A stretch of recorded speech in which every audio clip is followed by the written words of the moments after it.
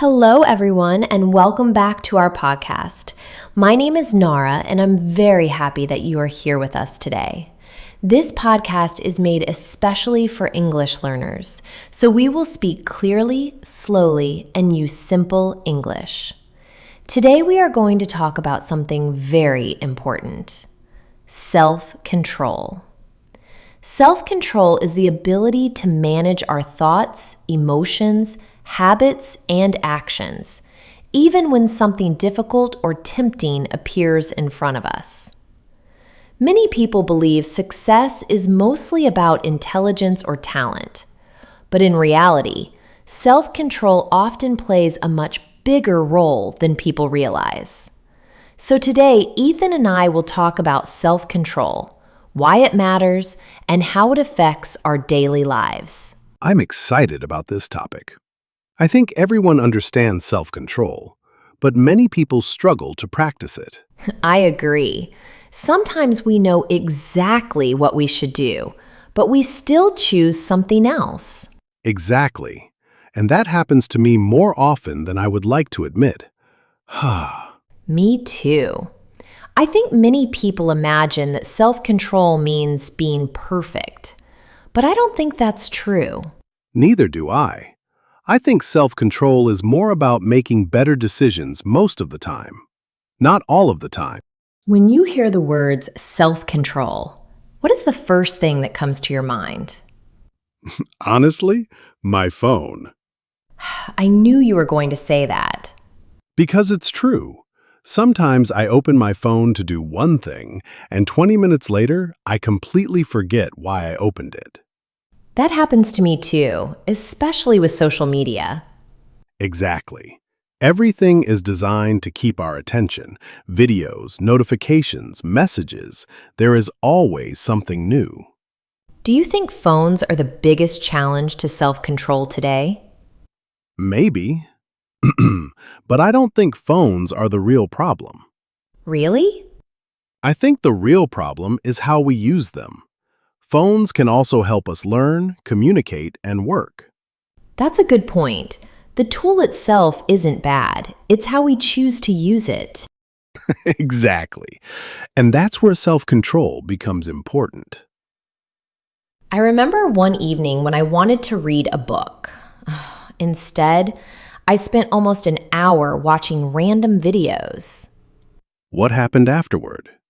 Honestly, I didn't even enjoy most of the videos, and I felt disappointed in myself. I know that feeling. It's strange. Sometimes we choose something easy, but it doesn't actually make us happy. That's true. And then we wonder where our time went. Time disappears very quickly when we're distracted.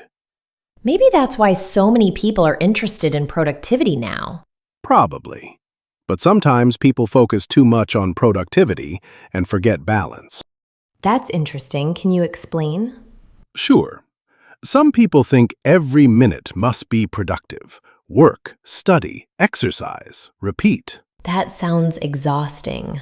Exactly. Rest is important too. Self-control doesn't mean working all day. It means choosing intentionally. I like that definition. Choosing intentionally. Because sometimes the right decision is to rest, and sometimes the right decision is to work. Self-control helps us know the difference. That's a very healthy way to think about it. Let's talk about emotions. I think self-control becomes much harder when emotions are involved. Definitely, especially anger. Have you ever said something you regretted because you were angry? Many times, and usually I regretted it almost immediately. Same here. Sometimes we react before we think. Exactly. And once words leave your mouth, you can't take them back. What helps you control your emotions now? Honestly, slowing down. When I'm angry, I try not to respond immediately. That's smart. I learned that most situations become clearer after a little time. I completely agree. Do you think self-control gets easier as people get older? Sometimes, but I don't think age automatically solves the problem. I agree. I've met young people with great self control and older people who still struggle with simple habits. Exactly. I think awareness is more important than age. That's true. If people never reflect on their habits, they may repeat the same mistakes for years. And that's why learning from experience matters. Experience alone is not enough. You have to pay attention to the lessons. Let's talk about food. I think self control becomes very difficult around food, Especially when you're hungry. or when someone brings your favorite dessert. Exactly. Suddenly, all your healthy plans disappear. I think many people feel guilty after eating something unhealthy. Yes, but I don't think guilt helps much. Really? Not usually.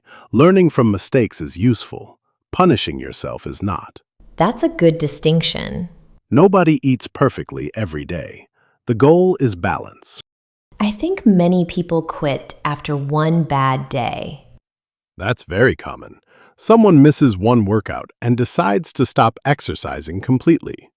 Or they eat one unhealthy meal and think their progress is ruined. Exactly.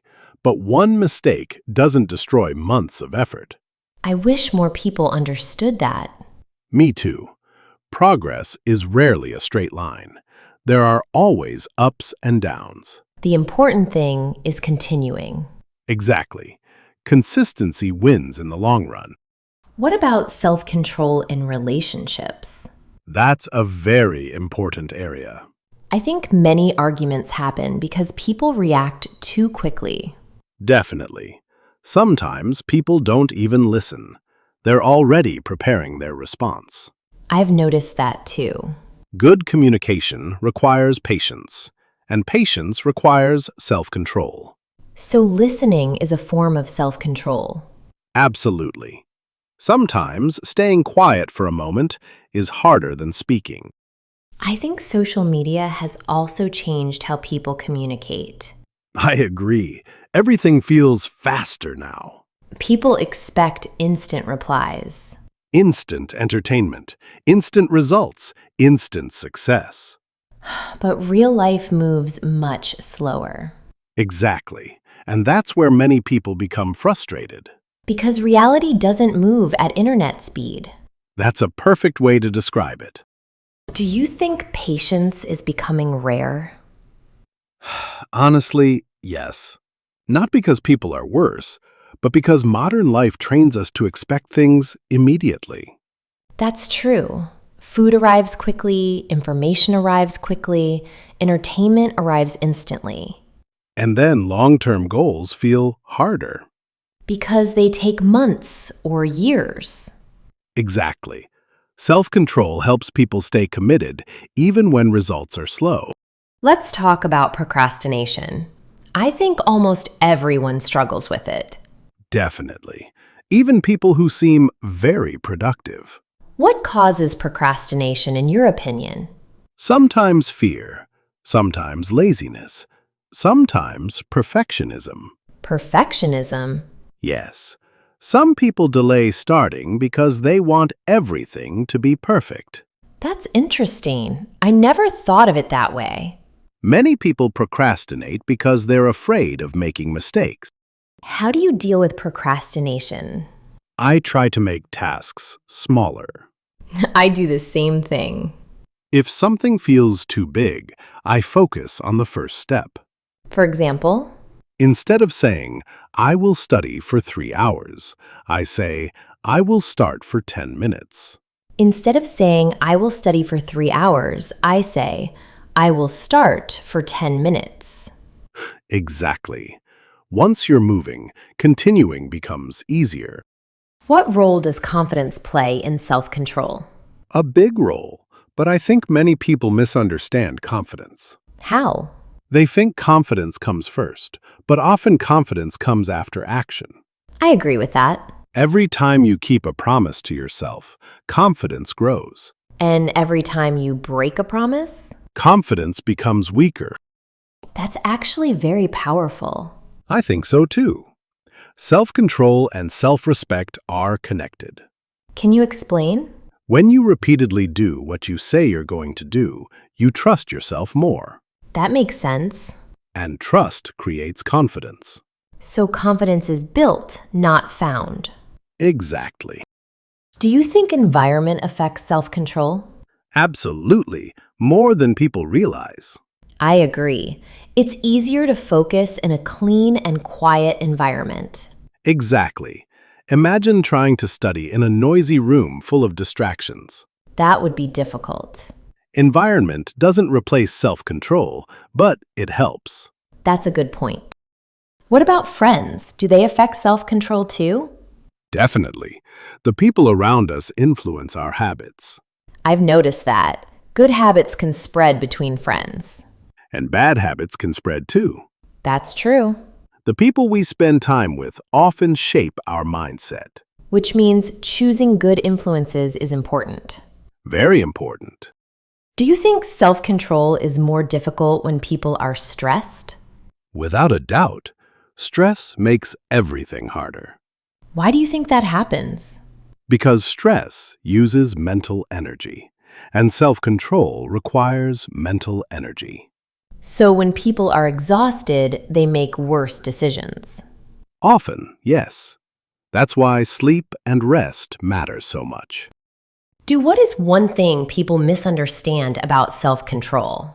Many people think self-control means never feeling temptation. But temptation is normal. Exactly. Everyone experiences temptation. The difference is how they respond to it. That's a reassuring idea. Because nobody is perfect, and nobody needs to be.